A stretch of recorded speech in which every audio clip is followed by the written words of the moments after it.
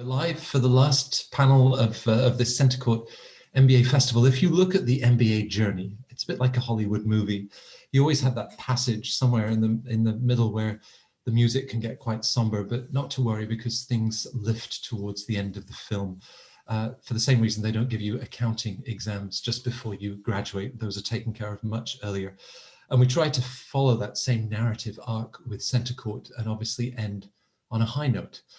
And I'm delighted to welcome a panel that will achieve exactly that. I'm setting the bar very high for all three of you already. Yes, it's lovely to have back Kirsten, the Assistant Dean of Admissions at Stanford's Graduate School of Business, a great friend of CentreCourt. Lovely to see you, Kirsten.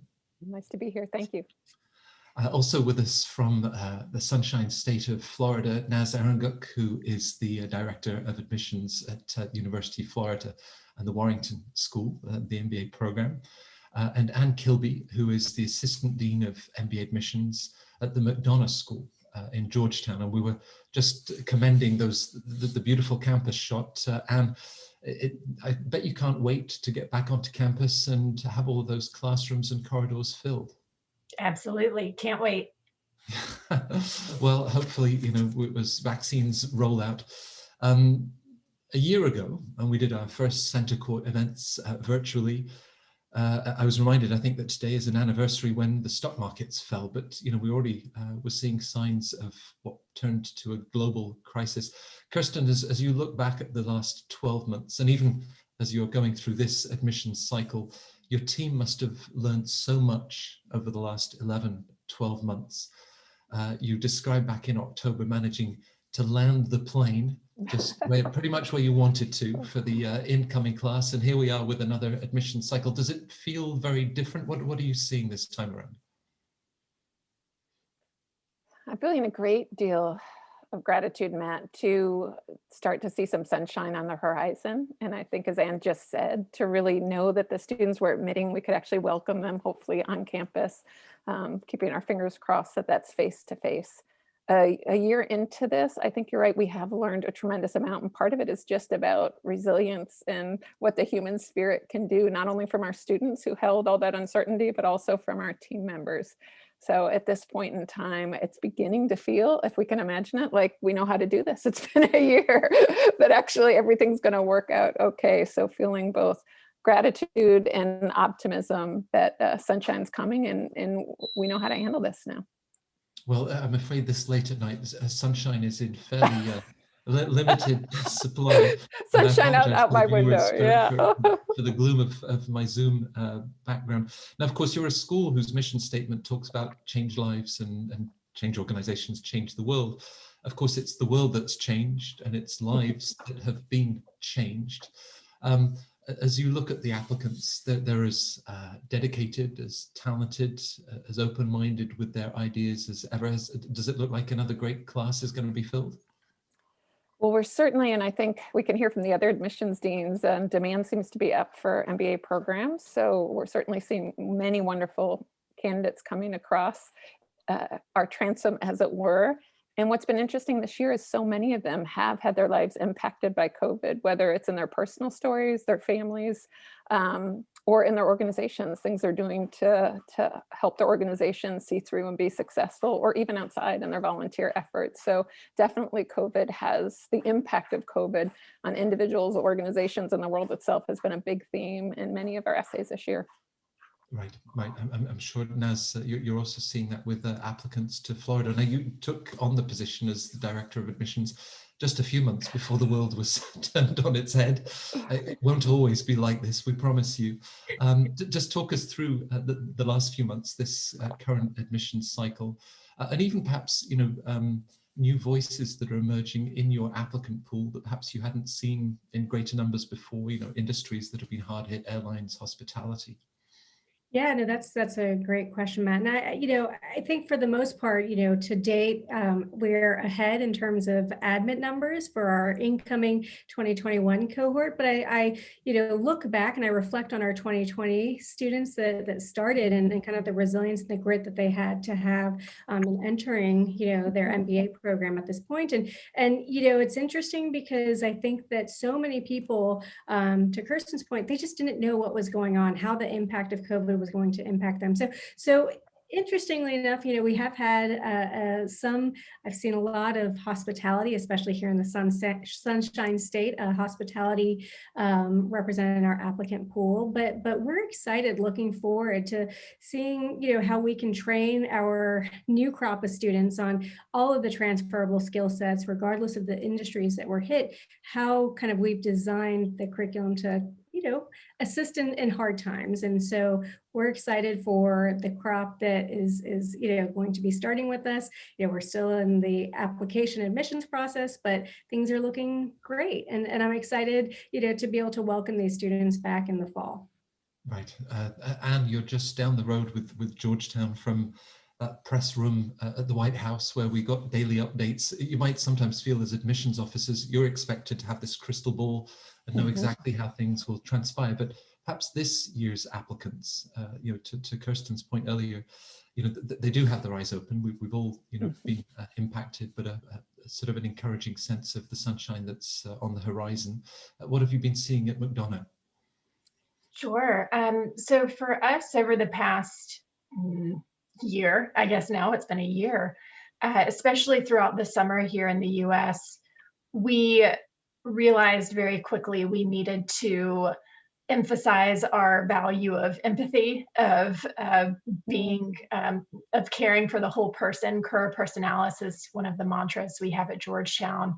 And I felt like I proudly say we fully embodied that. And that, every candidate who was struggling with the pandemic financially, from an employment standpoint, from just a paranoia, emotional side, mental health, whatever it may be, we made the space and the time to speak with them one-on-one and told them we're here with you. We're supporting you, whether or not you're matriculated or not, you're part of our community.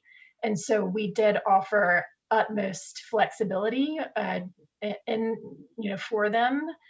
We ended up deferring 3 times the number of candidates that we usually do. There are definitely trickle down effects to that. But that was the right thing to do, we felt, so we did. And so with that, we have these relationships we've built with these candidates. Some, it's been over a year because they started their journey with us in an earlier round to start in fall 2020. And we're starting to see the fruits of that. They're staying in touch with us. They've kept the momentum. They're really excited that now is the time. They thought it was the time, but now's really the time for them. So what we've seen is definitely embracing the empathy on both sides and really the fruits of that through the relationship building. It must be lovely for you and your team to sort of see how that conviction has really sort of consolidated and comes bubbling through, I'm sure, in the applications and when you then meet them for interview. Without being too philosophical, at sort of the socioeconomic level, we've looked at a global pandemic and certain members of the community that get left behind. All 3 schools have always placed such great emphasis on diversity and inclusion. I know, Kirsten, it was the 2nd year last year that you brought in 47% women. So, the strongest gender balance the school has achieved. But as you think about sort of diversity and inclusion more broadly, there'd been a drop in international applications. When we spoke, it was just before the US presidential election, and you were conjecturing whether perhaps you might see more international applicants entering the pool. Have you seen sort of different movements or, certain groups that you're really encouraging to consider Stanford? Yeah, you have an amazing memory, Matt, I will say. The fact that you can remember some of these things I've said, it's both a really wonderful thing and a little bit scary on the other hand too. This year we were at 35% international students, and usually we're in the low 40s. So we really did see a dip. And that was, Anne, I really appreciated how you talked about holding the class and the students who are coming in and all the problems that you faced. It felt very similar at Stanford, and I'm so glad that you embody those values at Georgetown, because there was a lot of hardship out there. And in particular for us, I'm sure all the schools are international students not getting visas. So this year, we've seen our applications rebound on international, and we do have deferrals out there from international students. So I'm guessing not just at Stanford, but across the board, you may see really robust international classes coming in. So still a priority for us. And I think we'll see, a different profile from many schools this year. Yeah, and it has similar goals to have that wonderful diversity, the voices that are then represented in the classroom, sort of initiatives that you've taken on, or even how you've sought to reassure. Anne was talking about the empathy that she and her team have displayed, and just this constant dialogue, I guess, you have with applicants about the current situation, but how welcoming you are to them. I think one thing I've learned, and I've been doing this, as Matt knows, for many, many years, is especially in a class that's as small as Stanford, so in 400, you speak, Matt, about who we're trying to get our voice out there and talk to candidates that we would like to be part of our community. So much of it goes to having that personal outreach and being committed. And what I've learned after all this time is it's amazing just how a little extra effort in a small class can really move the needle of the number of people who will consider applying. So I know you talked about women. That's been an important outreach effort for us. Also underrepresented minorities in the last 3 years, our numbers have really been increasing. And it's one of those that it's very fulfilling for the team, because while it can feel, if you look at society, like an enormous challenge to have our communities, our leadership, our board members, our CEOs, our founders represent the communities we come from, we're also seeing these remarkable gains. If you can just get the word out there and say, we would love to see you, please take a chance, please apply, you can move the needle with those efforts. So that's something that's been really important to us in the last 3 years, and even throughout the pandemic, trying to make sure that it's not only saying we're interested, we want you to apply, but also we have the funding once you get here for our lower SES students coming in. Matt knows we just launched a new fellowship called the Bold Fellows. So we are need-based, so we look at people's need when they come in, but also for candidates who are coming from low SES backgrounds, and who have helped their communities regarding diversity, increase the diversity of their communities, and made efforts in that to award them additional money on top of their need-based. And that was probably the highlight of my last 6 months, was looking at these students who applied for that and just thinking, these are exactly who we want in the class. And if we could make it possible with just a little more help. So that was a long answer, Matt, but I think bottom line, lots of hard work, but it can pay off, and it can pay off in our environment real quickly if you put your mind to it. Right, being able to move that dial. And of course, it is also then creating the next generation of ambassadors for your school. Yes, yeah, it's really important work for all of us and for the world. Like if every school can do this, just think about what will happen. Yeah. Kirsten was talking, Naz, about the idea of, just being able to identify with, business school, I have the talent, certainly that grit and determination that you were talking about. But often, we talk about this imposter syndrome of everyone else must be smarter than I am. Will I find my place in the Florida MBA classroom? How do you look to reassure applicants that might otherwise be talking themselves out of this wonderful opportunity? Yeah, no, it's actually funny that you say that, Matt, because this past weekend we launched our second annual Diversity Weekend event, and we had our students, our applicants, prospective students, admitted students, and current students all together under the same cause of trying to embrace diversity for not only our current students, but future classes to come. And one of the sessions was on imposter syndrome, and how do we get our students to realize what their value is? And I think that we always talk about in B schools that the curriculum is, designed to make you a critical thinker, designed to increase your business acumen, but going above that, how do you understand and be able to storytell and convey your value? And I think that was a huge portion of a takeaway we did this weekend, and diversity is so important for us. And just to give you some perspective, we do have a very, very tiny class. Last year, we brought in 52 students, right? And of that 52, right under 40% were female. About 44% represented, or associated with as a diversity candidate. And although we kind of fell a little bit in the international numbers, because we did have quite a number of our international candidates just feel at unease with starting in this current environment due to COVID, we had a good number of them defer to this upcoming fall. So in fact, we're tracking ahead for our international students, but I think ultimately this kind of the imposter syndrome is, how can we convey to students, and on the admission side, how can we curate these classes that we want, to Kirsten's point, to be the pipeline for future leaders? And so I think investing in kind of the consortium programs, or various groups that we want to try to attract students to, so we can say, look, we want you here, we think you would be a great fit.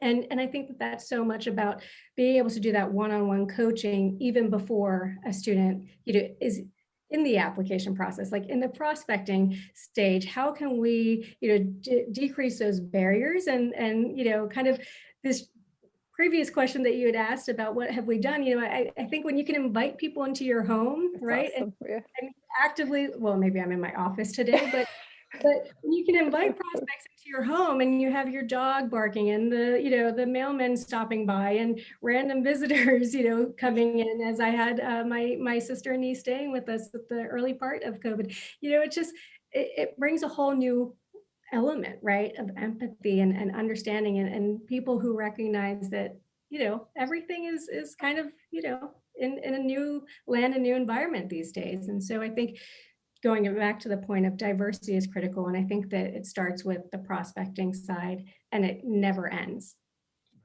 So if we explore the idea of sort of identifying, projecting yourself, into the business school experience, I'm mindful, I'm about to address my question to a very accomplished individual. You went back to grad school, you got your master's in public policy.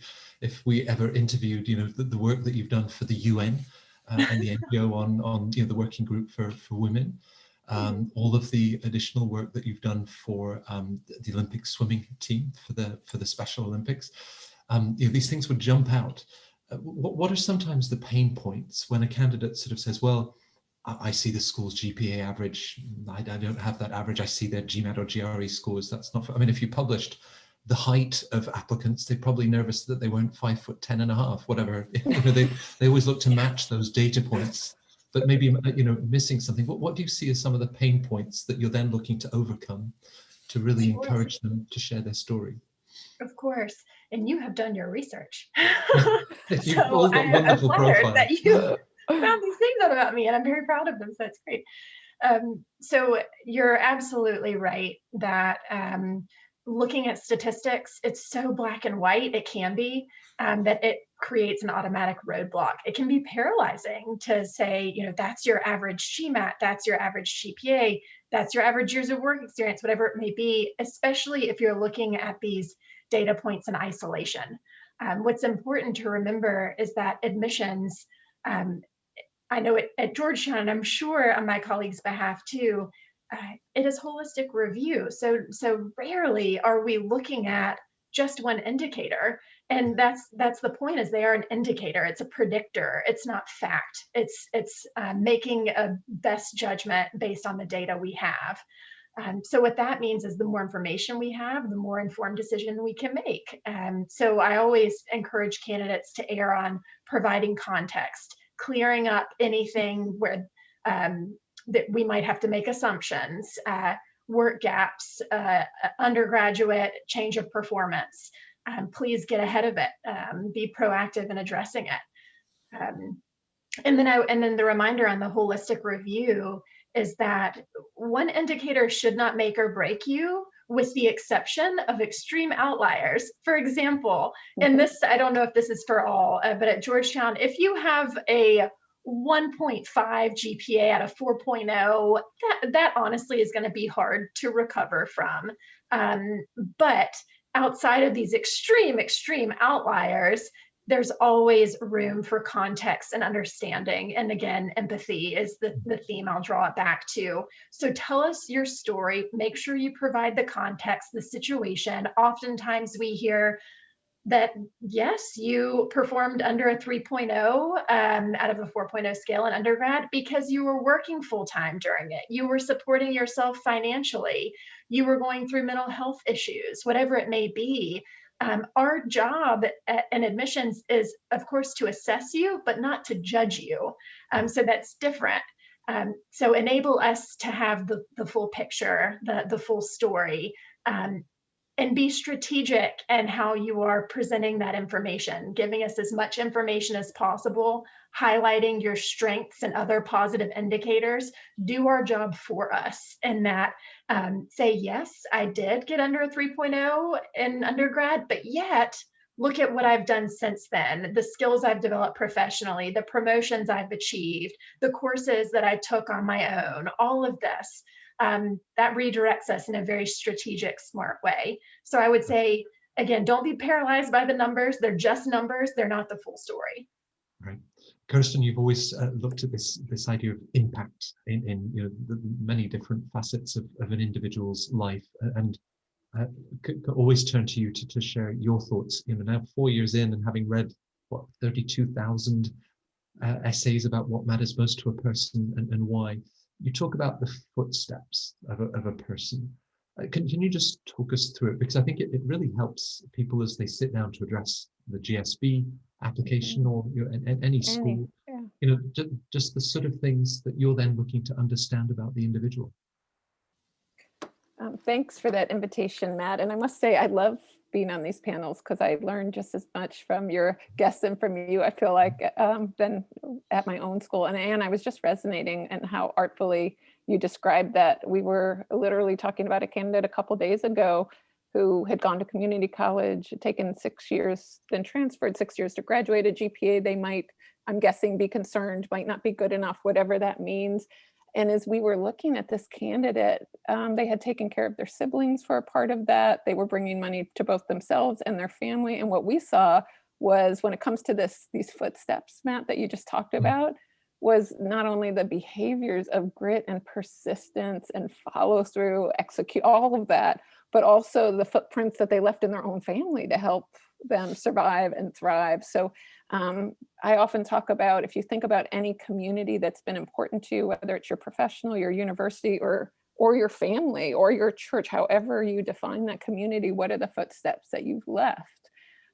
And that is, and I wanted to tie it back to your example, because someone could feel like, oh, I'm not as good as, and actually in an admissions committee, we might see that as one of the highlights of the application of what it took for you to actually get that college degree, given all of the contextual things that you had to wrestle with. So to go back to your point, I think the most important part of every application for us is, yes, we want to make sure that you can thrive in our academics. We don't want to bring anyone in that we think would really struggle and not be able to get through.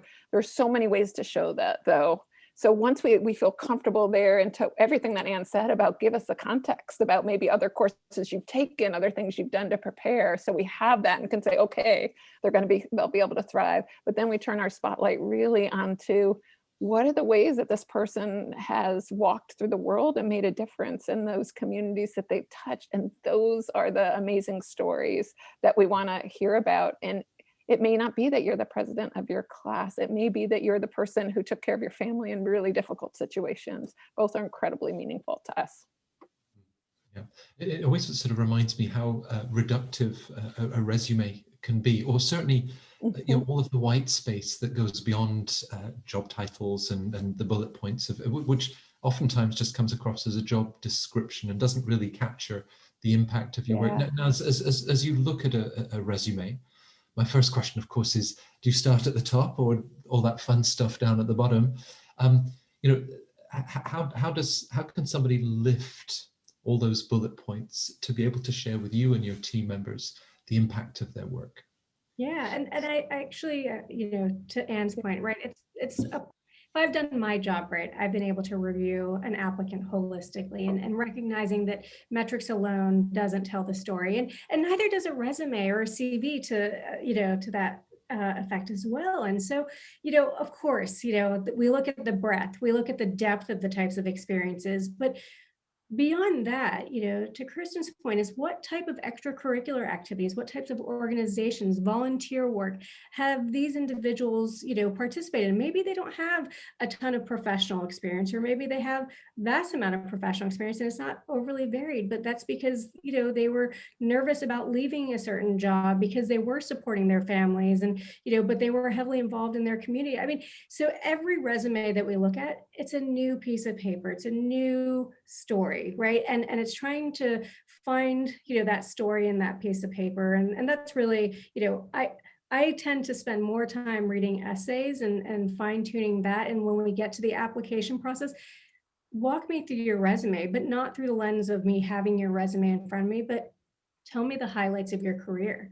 Tell me the proud moments, those aha moments. And so, if someone is being authentic in their application, whether it be through their essay or what they're conveying, I think that will come across regardless of how much white space or not there is on a resume or a CV. Yeah. And the idea of once you've established that they have that academic rigor and vitality that all of you look, to handle discounted cash flow and everything else that you might throw at them in the core curriculum, you're also mindful that this is a 2-year experience where, the number of alums that I've said, in the first 2-3 months, I said yes to every club, and it was just an overwhelming number of opportunities and things to do.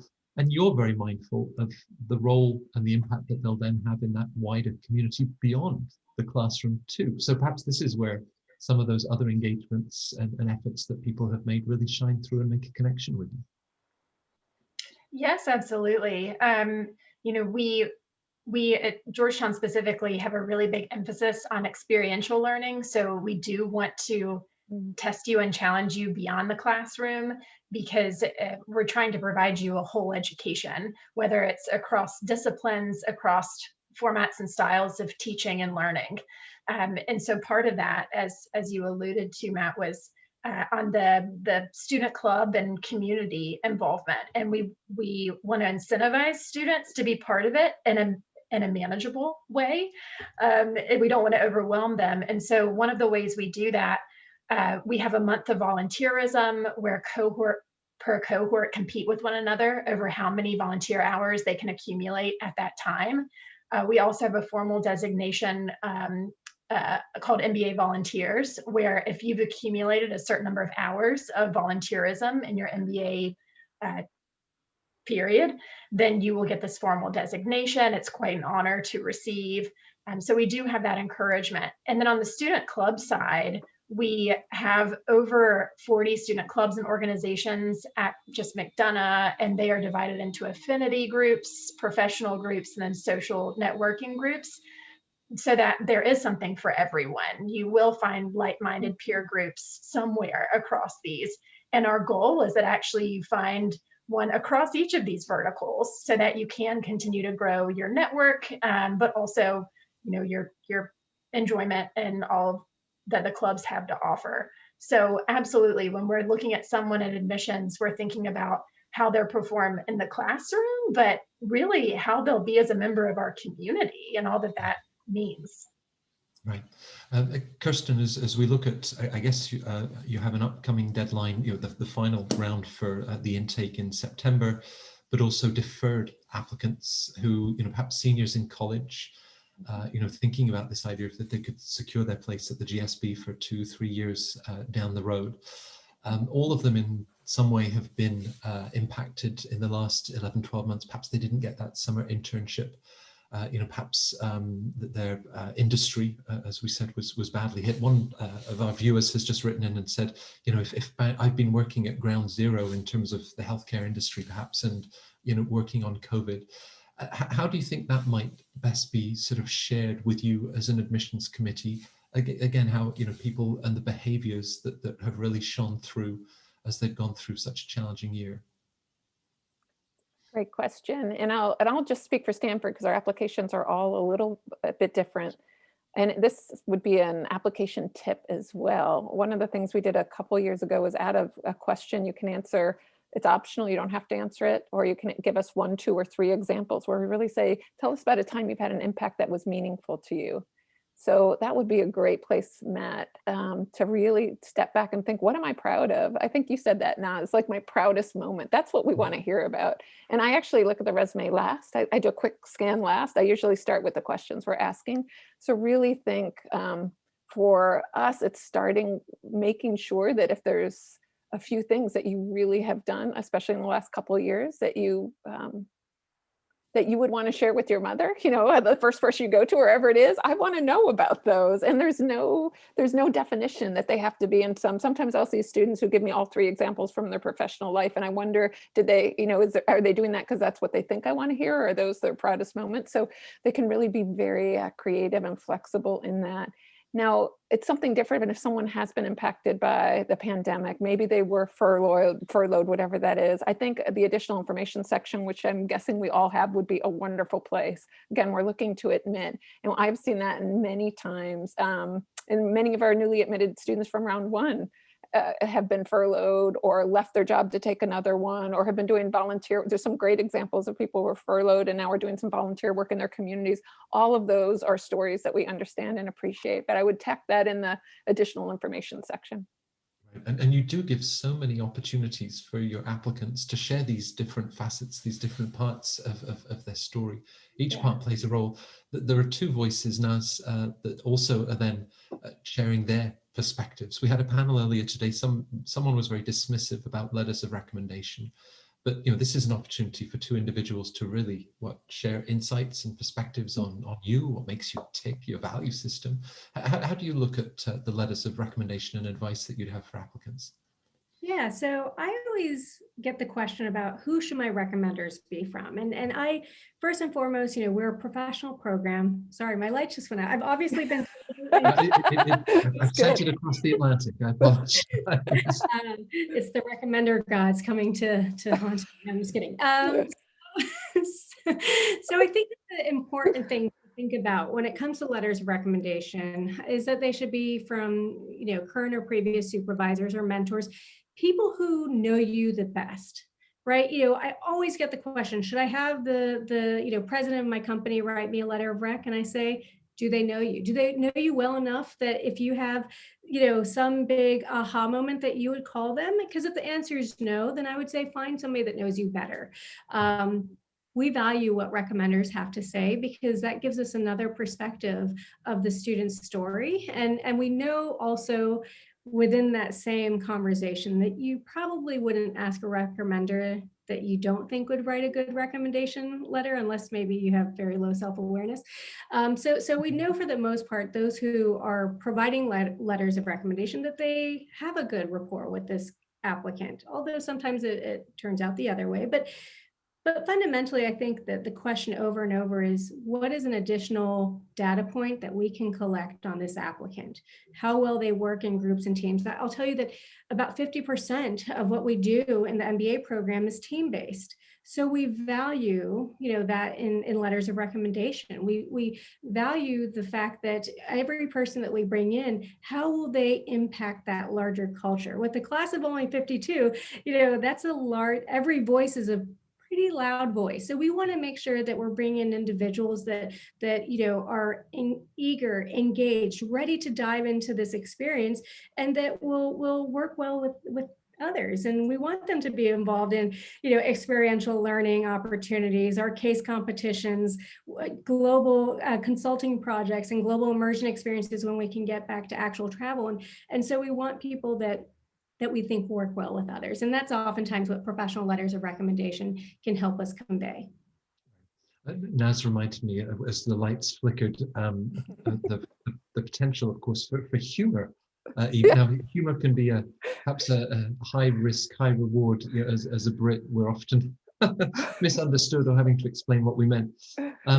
The interview, maybe, Anne, might be a good place. Just not telling jokes, but just to get that sort of lighter side and the sort of the vitality of has that changed with Zoom, or do you feel that you're still able to pick up on the energy and enthusiasm of the individual? Yeah, that's a great question. So at Georgetown, we have always offered the option of either in-person or virtual interviews. We by no means expect someone from China or India to fly to Georgetown just for the interview, though we would welcome you. The ice breaking and relationship building, the comfort has always been something that we need to be aware of, given we've always had the option of virtual interviews, though now it's always the case currently.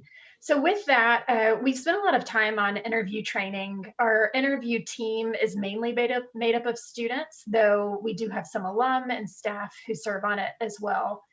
And so with that, we have had to talk about things such as implicit bias around someone's background on their, from Zoom, and how to check yourself on that in terms of professionalism and just how we're carrying ourselves in this virtual environment. So we've had to really try to put ourselves in this new world and how that would affect the interviews on a negative front to try to combat it. On the ice-breaking front, I personally have felt that we've actually been able to have more intimate conversations than in the past, just because the pandemic, I would argue, as a general theme, has been humbling in that we've kind of fallen down and had to pick ourselves up again and talk about that in a vulnerable way. And so I often find that if I put myself out there and show some vulnerability, that it's received. And that really is consistent with our value system and tone at Georgetown anyway. So it's kind of an easy fit for me, but that's what we've tried to do. So yeah, that's the approach we've taken, but still working at it, and eager to welcome people back on campus as well. Yes, we can't wait for that. And I must, full credit to you when an interview is, can be a very stressful moment for the applicant, that you're able to sort of bring things down with that vulnerability, or just sort of breaking the ice for them to really be able to show their best selves.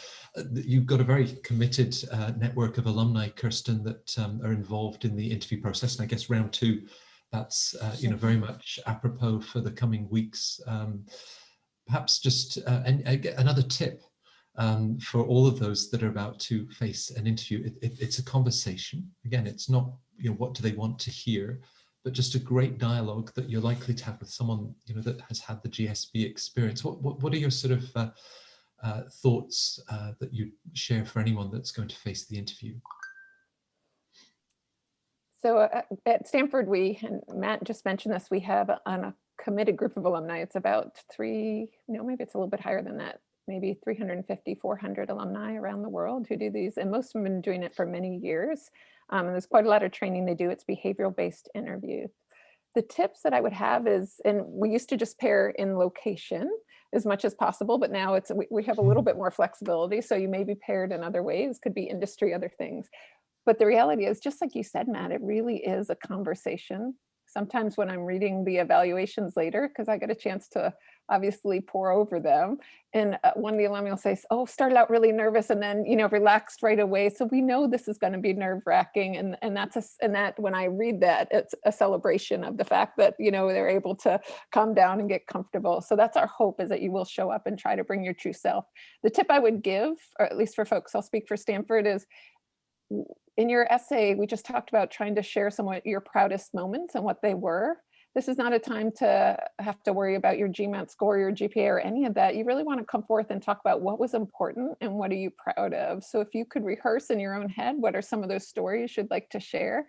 There's a very good chance in a behavioral interview, because we usually start out with questions like, tell me about a time that you had an impact. Tell me about a challenge you had. It's usually tell me about a time, so that you can expect that. And we just really want to hear from you what you're proud of. So that's how I prepare.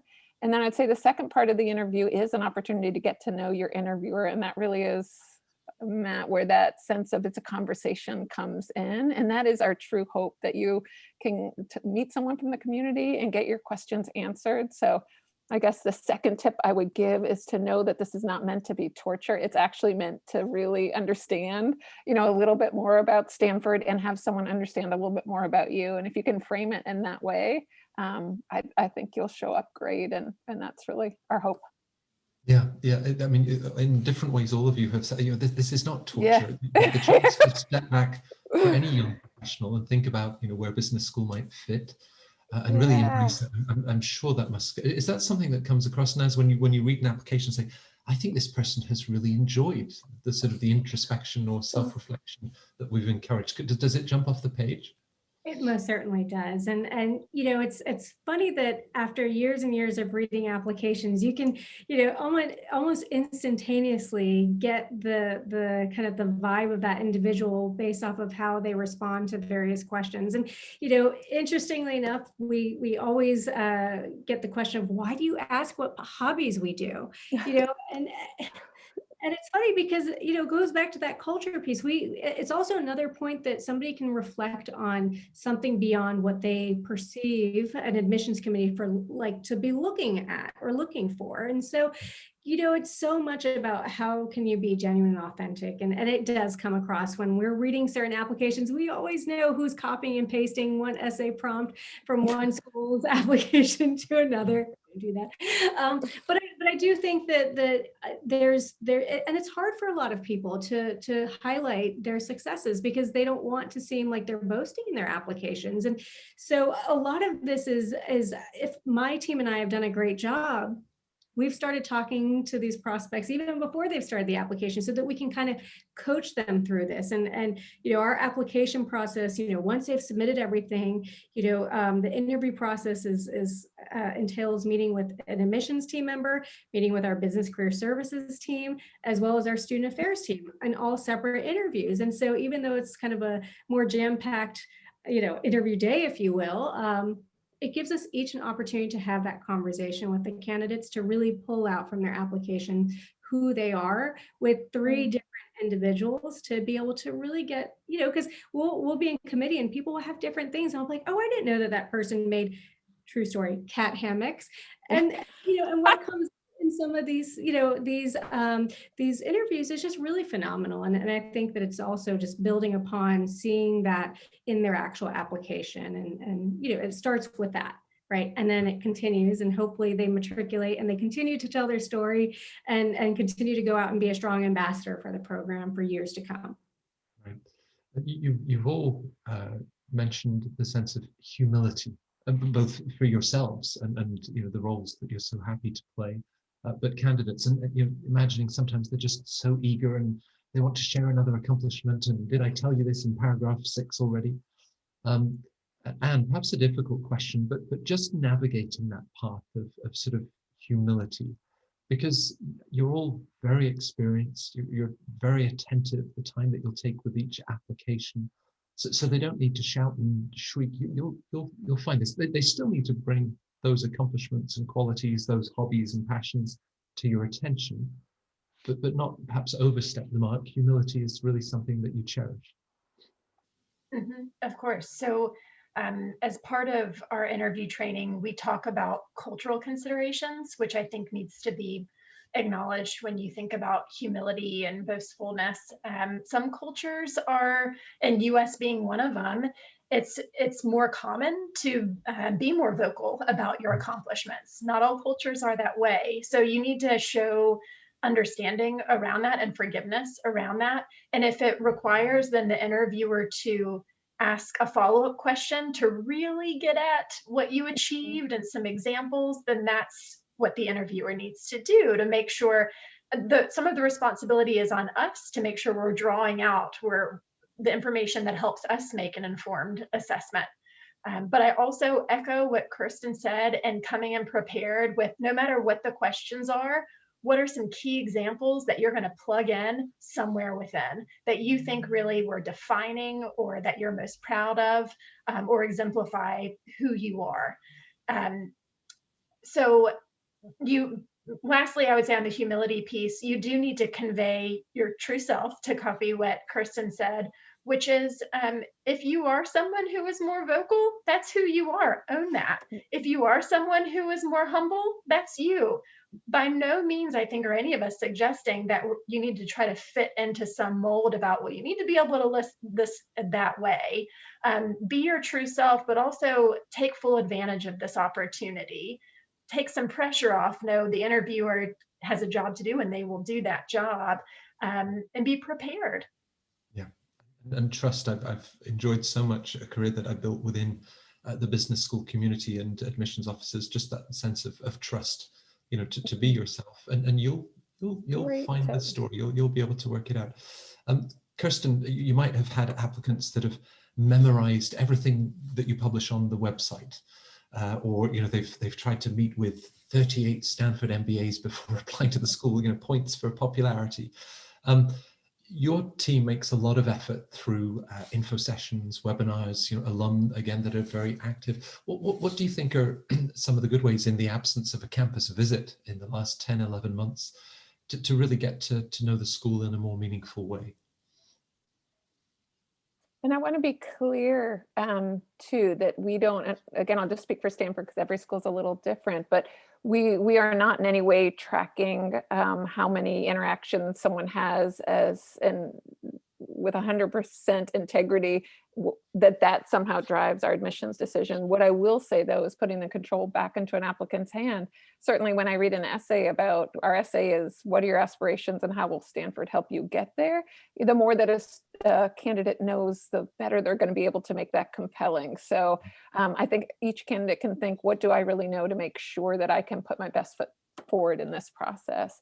So what's been fascinating about, we just looked at our outreach from last summer, which had to be all online, and where we used to go to 100 countries, or rather maybe it's 50 or 60 countries and over 100 cities. Those numbers are doubling and tripling because people can come in from anywhere. So it's such a tremendous opportunity from students and applicants' living rooms to literally dial in. So my advice would be, and we have all kinds of levels of events. Some's that big info session when there might be 300 or 400 people just hearing who's Stanford. That's the top, do one of those. And as you come down, then we have things called like meet an alumni, meet a student, meet an admissions officer. You can sign up on our web to have a group of probably 8 others and get all those questions answered about how you can be most strategic in the process, or what's it like to be in, healthcare or technology or whatever your interests are, as well as identity groups. So if I were a student, I might apply wide for business school because you never know where the chips will fall. But certainly if you have a few schools that you really care about,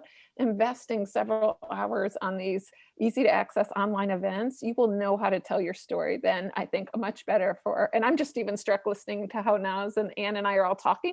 We all have these different sets of values at the school. So I think for those top 3 or 4 schools, you'll get the nuance of what it means. Like for Anne, it might be community members, volunteering, the value system, make sure you understand that about a school, because I think underneath it, you'll hear what will help you put that best foot forward. Right. Anne had mentioned over 40 clubs alone just at McDonough. Yes. Yeah, and the 3 different interviews. Like I don't know any other school that does, like being aware of what that means and what that says about you. Yeah. I mean, finding perhaps, individuals, maybe a second-year student that is the president of a club now that matches your passion for environmental activism or whatever that might be. Yeah. I mean, your alum are very proud members of your community, and those would be great conversations to have if you matched it with your passions and interests, or perhaps ways that you hoped to contribute at Warrington.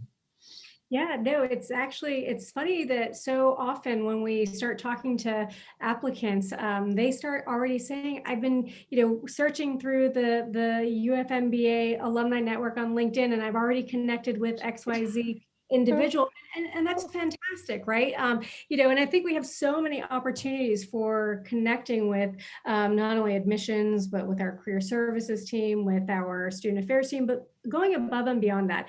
I love it when our current students take the initiative. So for example, just last week, some of our affinity groups came to me and said, can we do specific info sessions related to each of our affinity groups, and couple that both with an admissions, a typical info session, with a real talk session with the current students. And I was appalled as to how wonderful of an idea that was, right? And that's something that I think in admissions, we're so used to the typical, let me host an info session, let me do open houses, let me go on the road. But I think that in this era of being virtual, it's actually enabled us to connect with students on a whole nother level and really fostering the connections that we have, not only with our prospective students, our applicants, but also how we can utilize our current students to help with those continued conversations. Because at the end of the day, whatever we say is great and all, but we're paid to say these things. So being able to hear it from our current students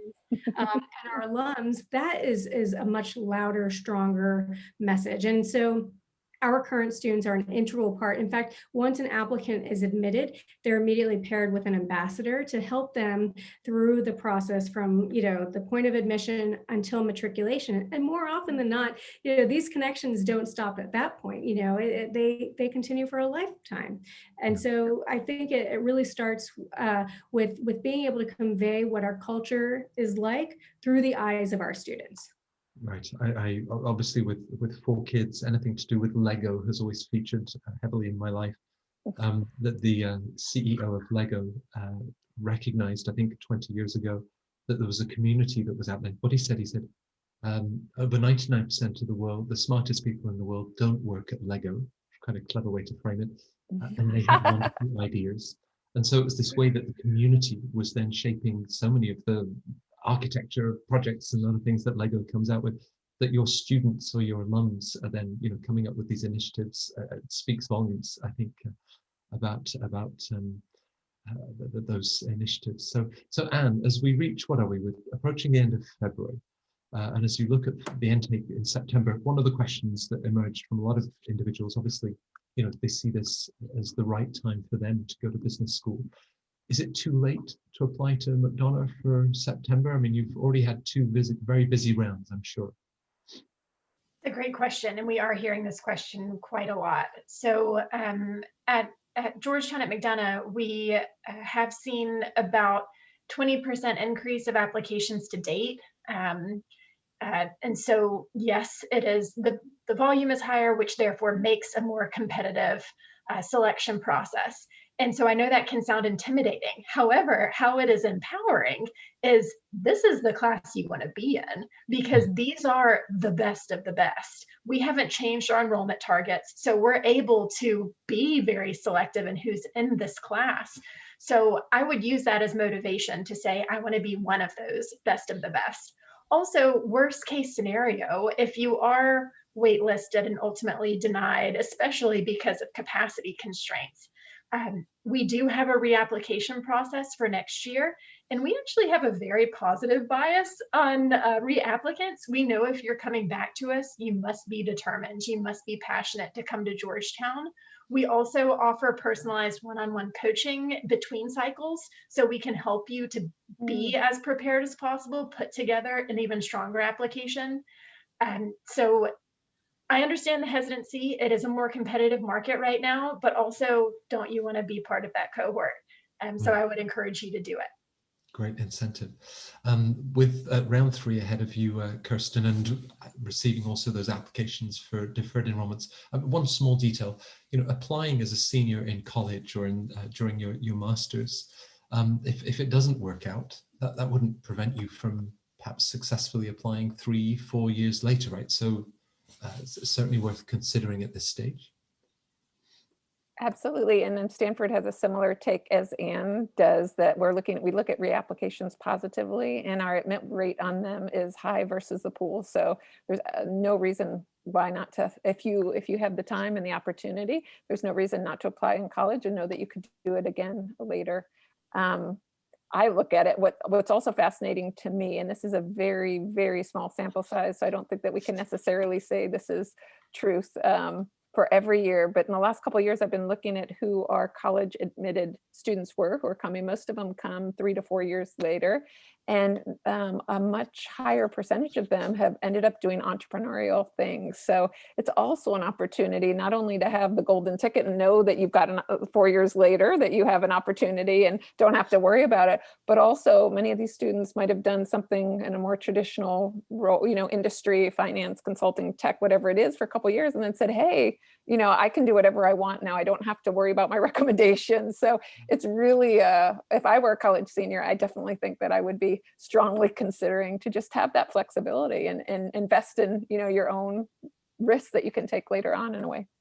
Right, and perhaps just advice for those that are forward planning and looking at September, maybe one or two pointers of how they can really best use the 6-7 months ahead of them. Perhaps that will involve test prep, but getting to know the school.